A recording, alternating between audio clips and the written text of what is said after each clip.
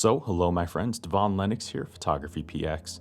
In today's video, we'll cover the main highlight features and do an overview of DJI's OM4. Do know you can find timestamps and links in the description down below, as well as the pinned comment. And also know this is not a sponsored video. Let's get started. Released in the fall of 2020, the OM4 is the fourth generation gimbal from the Chinese tech giant DJI, and it comes to market only 1 year after the already class-leading Osmo Mobile 3 to improve on its strengths. Now it debuts with a new magnetic mount, stronger motors, and a refined design that's even more compact. The Osmo Mobile range is known for its power as a gimbal stabilizer designed to complement a smartphone, and it allows smartphone users to enjoy the same outstanding stabilization as the company's flagship Ronin series in a more compact and affordable package. Its predecessor was the first in the range to add a folding design to the mix, reducing its footprint, and it quickly rose to the editor's choice amongst the industry. But this new offering comes to market to compete with Photog's SPG2 and Xion's Smooth 4. Physically, the OM4 is a 3-axis mechanical gimbal mounted to a pistol grip handle, and the bulk of the device uses a sturdy polycarbonate construction, but metal and rubber for the mount itself. At 422 grams with the holder, it's slightly heavier than its predecessor, but measuring 7 by 4 by 2.8 inches when folded, it's somewhat more compact overall. The main design changes for this update is the new magnetic arm mount, more robust motors, a refreshed color scheme, and a refined button placement, and the updated connector noticeably slims the design and mount profile when folded. The gimbal also has an integrated sensor that recognizes when the phone is attached. DJI includes 2 styles of magnetic mounts in the box. The first is a spring-loaded magnetic phone clamp that snaps around the edges of the phone, and it supports phones up to 84mm wide and 10mm thick. The clamp is quite robust but will require removing the phone's case first. The second connector is a magnetic ring holder, which takes the connection a step further. This ring attaches to the smartphone directly using an adhesive, creating a permanent mount, and once it's attached you can connect it to the gimbal whenever without needing the clamp. The caveat here though is that using this connector will damage glassback phones without using the supplied plastic disc, and without it the glass will crack if you remove the connector.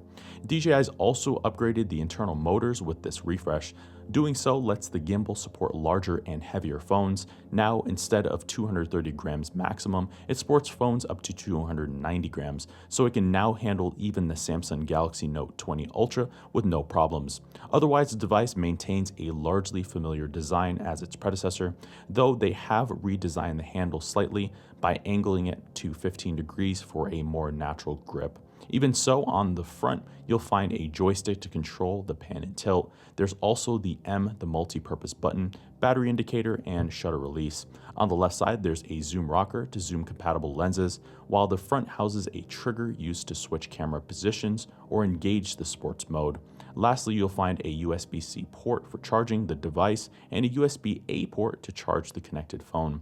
There's also an integrated 1/4-20-inch connector at the bottom to mount the included tripod legs or add other accessories. You'll control this gimbal using DJI's Mimo app, available for both Android and iOS. This app unlocks its full capabilities by using its integrated built-in camera, and the device connects wirelessly using Bluetooth 5.0 low-energy connectivity. The Mimo app has many advanced functions to help simplify the process for creators, but much of the core functionality is carried over from its predecessor. First off, the app offers all the standard photo and video shooting modes that we would expect, but it also has enhanced panorama, slow motion, the sports mode, time-lapse, and the new dynamic zoom.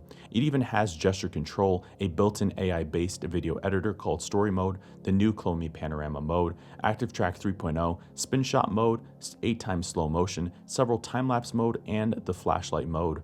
On a performance front though, Once connected, the gimbal remains steady, consistent, and responsive, and the entire setup process is seamless and easy without any real need for balancing. Plus, no more wedging your phone into the included chunky phone clamp. Instead, place the desired connector in the center of your device roughly, and the gimbal adjusts accordingly. As such, this design is well executed, and it's a change that simplifies the entire process. But it also makes it easier to fold and carry around when not in use, so it fixes a key turnoff for many users about phone gimbals. The upgraded motors also provide more torque and power than before, and the gimbal provides a notable improvement when using heavier devices without causing overheating or strain. It obtains the same built-in 2450 mAh battery as its predecessor, and runtime remains essentially unchanged. DJI rates the gimbal at 15 hours of continuous use, so it's unlikely you'll run out of power during a longer session. Otherwise, it also includes a storage pouch, wrist strap, a tabletop tripod, and the gimbal features motor protection, limiting its range and places it in standby temporarily to protect it from damage. In the end, the DJI OM4 represents an excellent all-rounder. It takes all of the already successful elements from the Osmo Mobile line and evolves the platform. The improvements made here are meaningful, and the new magnetic mount caters directly to serious creators who rely on a gimbal daily for content creation. But most creators will find the already excellent Osmo Mobile 3 plenty sufficient, especially if you're not too fussy about the magnetic connectors.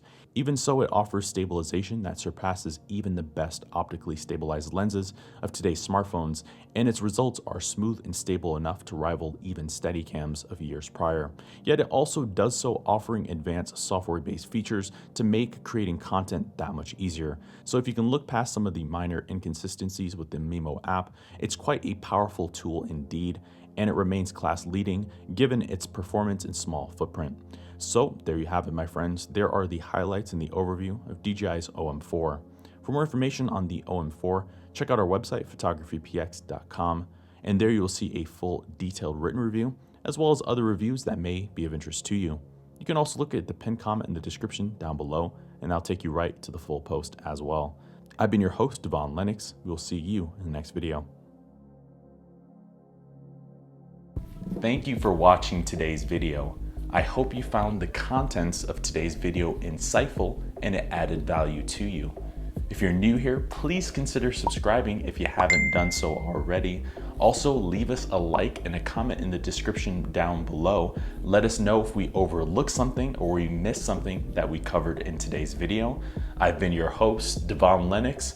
Photography.com.